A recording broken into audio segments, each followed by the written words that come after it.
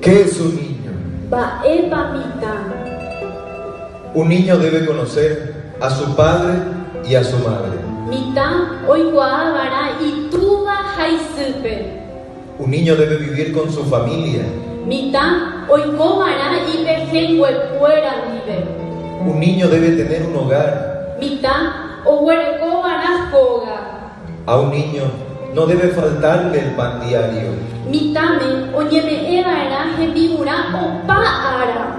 Un niño debe ir a la escuela. Un niño debe jugar.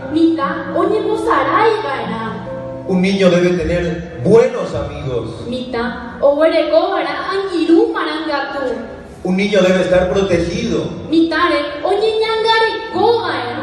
Un niño debe ser sano.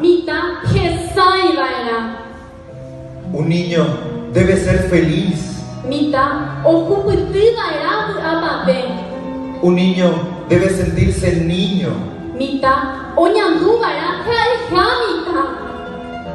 Un niño debe vivir en paz. Un niño debe sentirse amado. Un niño debe vivir mejor que tú cuando eras niño.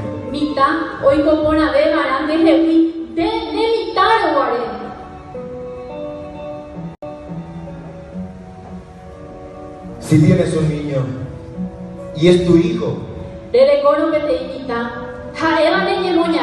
ámalo. Vive con él y vive para él. Primero sé su padre y después su amigo. Acompáñalo. Arrúllalo. No lo maltrates. No lo hagas trabajar cual niño abandonado. Edúcalo. Cuídalo. Si lo cuidas bien, él se convertirá en una buena persona.